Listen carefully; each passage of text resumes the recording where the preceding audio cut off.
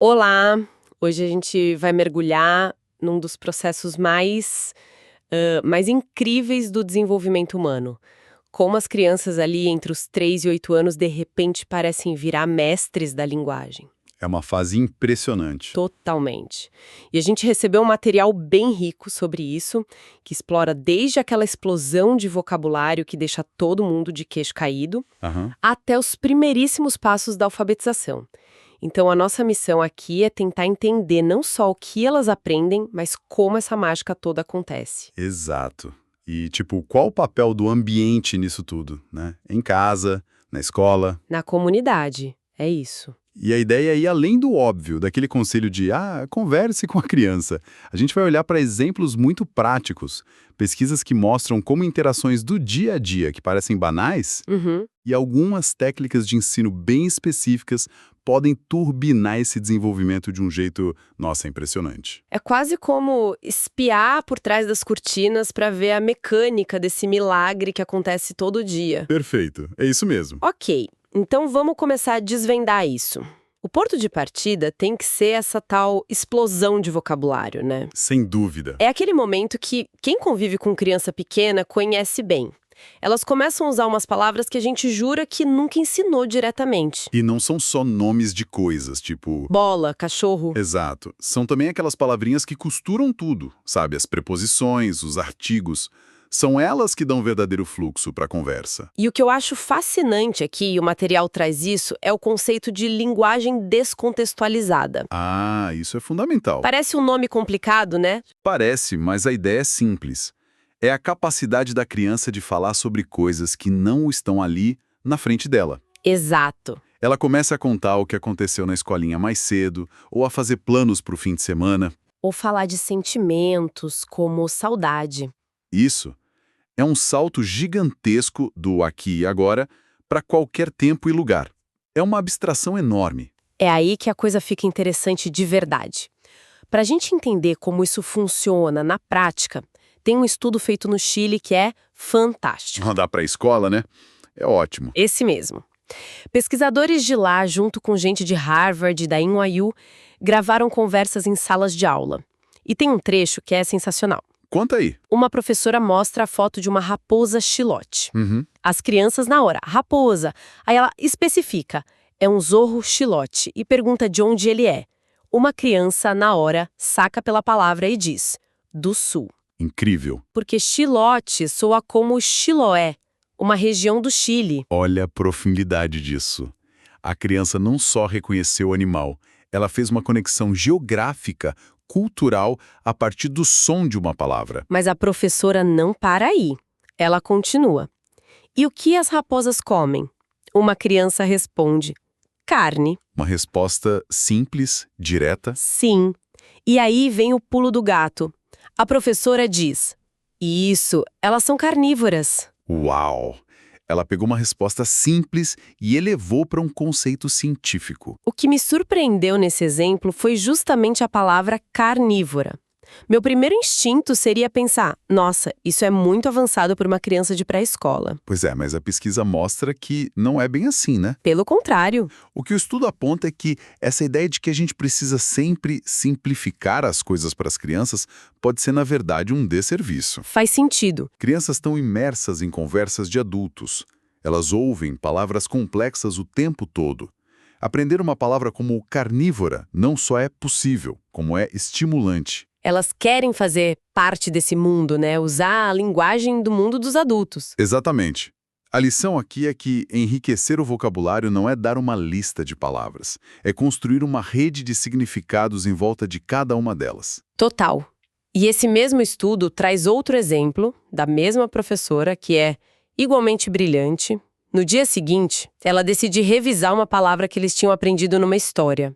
Implorar. Ah, essa parte é genial. Primeiro, ela ancora a memória, lembrando da cena. Não me coma, tigre, implorou o pequeno Andres. Ok, ela traz a palavra de volta no contexto original, mas o passo seguinte. É que é genial. Ela constrói uma ponte para a realidade das crianças. E diz, a gente também implora para ir numa festa de aniversário quando quer muito, muito ir. Mas peraí, usar a mesma palavra para não ser comido por um tigre. E para ir numa festa de aniversário, Pois é. isso não acaba confundindo a criança? São situações completamente diferentes. Essa é uma ótima pergunta e é exatamente o ponto central do estudo. Longe de confundir, essa é a forma mais poderosa de ensinar o conceito por trás da palavra. Entendi. Ao conectar e implorar a dois contextos tão distintos, a professora força a criança a extrair a essência do verbo. Que é pedir algo com uma intensidade desesperada. Exatamente. Ela aprende que a palavra não se refere à situação do tigre, mas ao sentimento por trás do pedido. A pesquisa chilena mostrou que essa habilidade de fazer pontes conceituais é um dos motores mais fortes para o crescimento do vocabulário. Faz todo o sentido. Não é decorar a palavra, é entender a ideia. E o mais legal é que isso mostra que essas conversas ricas não são exclusividade da sala de aula, né? De jeito nenhum. Dá para fazer isso em casa, no dia a dia. E falando em dia a dia, acho que isso já cria a ponte perfeita para o nosso próximo ponto. Sim. Porque se o vocabulário está crescendo, em que momento essas palavras faladas começam a fazer sentido numa página de livro ou, sei lá, numa embalagem de biscoito? Exatamente. A gente entra agora nas raízes da alfabetização, que começam muito, mas muito antes de alguém ensinar o beabá. A base de tudo, em línguas como o português, é o que chamamos de consciência fonológica. É basicamente a criança começar a sacar que as palavras são feitas de pedacinhos de som. Que gato tem o som do G, do A, do T e do O. Isso. Ela começa a brincar com rimas, a perceber palavras que começam com o mesmo som. É uma percepção que acontece primeiro no ouvido, não no papel. E é importante lembrar que isso não é universal, né? O material menciona que em línguas como chinês ou japonês, a lógica é outra. Perfeito. Lá, o conceito seria mais uma consciência morfológica, de entender as partes que compõem um caractere, um ideograma. O princípio é o mesmo, entender as unidades que formam a escrita, mas a forma varia. E essa pré-alfabetização está em todo lugar, né? Em todo lugar. A criança aprende a segurar um livro do lado certo, a diferenciar um desenho de uma letra, a ler o logo do supermercado ou da pizzaria preferida. O mundo é um texto gigante. E elas começam a decifrá-lo muito cedo. E é aí que as rotinas diárias se tornam uma ferramenta de aprendizado incrível. O material cita o trabalho de uma pesquisadora, a Diana Leiva, que estudou como uma coisa tão simples como ir ao supermercado. É uma aula de alfabetização completa. Completa. Pense no processo todo. Comece em casa fazendo a lista de compras. O que a gente precisa? Leite, pão. A criança pode ajudar a escrever ou desenhar os itens. Isso já é um exercício de planejamento, de representação. Aí na loja, a lista vira um guia. A criança ajuda a procurar os produtos, a comparar os rótulos. Mesmo que seja só pelas cores e desenhos. A gente precisa do cereal da caixa azul. Exato. E no caixa ajuda a contar os itens. É um ciclo completo de uso funcional da linguagem e da escrita. Isso me lembra de uma vez que tentei fazer isso com meu sobrinho e a lista de compras virou um mapa do tesouro. Que legal! Cada item era um tesouro a ser encontrado. Ele ficou muito mais engajado em achar o tesouro do iogurte de morango do que em simplesmente pegar o pote na prateleira. Que exemplo perfeito! Isso é exatamente o que a outra pesquisadora mencionada no material, a Bárbara Rogoff, chama de participação intencional. A aprendizagem não acontece porque alguém sentou e deu uma aula. Não. Acontece porque a criança está participando ativamente de uma rotina da comunidade com um propósito real compartilhado. Cozinhar seguindo uma receita, ajudar a separar as cartas que chegam, ler o nome da rua. Tudo isso são oportunidades riquíssimas de aprendizado integrado à vida. A alfabetização brota daí, desse uso significativo no dia a dia. Ok, então o quebra-cabeça está se montando. A gente tem uma criança com um vocabulário cada vez mais rico. Que está começando a entender como a linguagem escrita funciona a partir das atividades do cotidiano. Mas ainda falta uma peça, talvez a mais complexa de todas. Que seria? Como usar a linguagem para se encaixar no mundo social. Ah, sim. É o passo final e talvez o mais sutil. Estamos falando da pragmática. Pragmática. Em resumo, o manual de regras não escritas da comunicação. É aprender a pedir algo com licença, a não interromper os outros, a entender o tom de voz de alguém. A saber como contar uma piada ou uma história de um jeito que prenda a atenção. Exatamente. Não é sobre o que se diz, mas sobre como, quando e para quem se diz. E essas regras mudam de lugar para lugar, de cultura para cultura, certo? Especialmente a arte de contar uma história. E isso levanta uma questão importante. Como a cultura molda a forma como a gente narra as nossas vidas.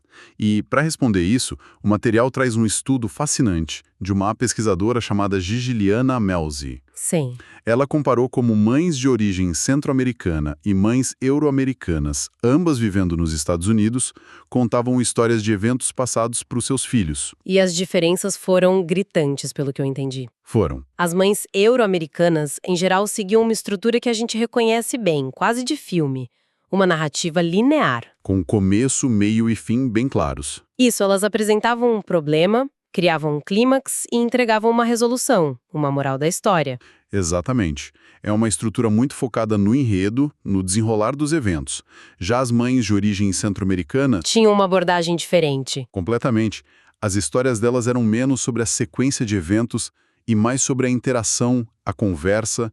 A estrutura era mais circular. Circular, como assim? Elas voltavam a certos temas várias vezes, de ângulos diferentes, e nem sempre havia uma resolução única e fechada. A ênfase era em manter o diálogo vivo, em explorar as emoções e as relações entre as pessoas na história. Nossa, isso é muito revelador. Quer dizer que não existe um jeito certo de contar uma história. De forma alguma. O que parece natural pra gente é, na verdade, uma construção cultural que a gente aprende desde pequeno. Precisamente. Aprender a pragmática de uma língua é aprender a navegar nessas convenções. É entender que num contexto espera-se uma história com clímax e resolução, e em outro o valioso é a troca, a conexão. A criança aprende a ser um membro competente da sua comunidade linguística. Dominando não só as palavras, mas as danças sociais que vêm com elas. Aprender uma língua é aprender um jeito de organizar e compartilhar o mundo. Resumindo a nossa conversa, então, o que fica claro é que o desenvolvimento da linguagem é uma construção com várias frentes. Sim, é multifacetado. Acontece com vocabulário que não é só de palavras soltas, mas de redes de conceitos. Acontece na alfabetização, que nasce das coisas mais simples, como a lista do mercado, e se completa quando a criança aprende as regras sociais e culturais da comunicação. E os professores dessa jornada são muitos: a família, a escola, a comunidade. E o fio condutor que amarra tudo isso, presente em todas as fontes, é o poder da interação. Mas não qualquer interação. Uma interação engajada, intencional. Exatamente. É a qualidade da conversa que constrói os alicerces. Seja a conversa com a professora no Chile explicando que é um carnívoro, A conversa com os pais sobre a lista de compras. ou a conversa que acontece numa história antes de dormir, seja ela linear ou circular. No fim do dia, tudo se resume à qualidade da conexão humana. Isso tudo me deixa com uma última pulga atrás da orelha pra gente pensar. Manda. O material todo foca muito em como os adultos passam as regras e as formas da linguagem para as crianças. Sim, é uma transmissão cultural. Mas isso me faz perguntar: em que momento desse processo as próprias crianças, com aquele jeito único, criativo e às vezes até bagunceiro de usar as palavras, começam a influenciar de volta? Quando é que elas começam a transformar as normas de linguagem e as histórias dos adultos ao redor delas? Boa pergunta. Quando o fluxo do aprendizado começa a correr também no sentido contrário.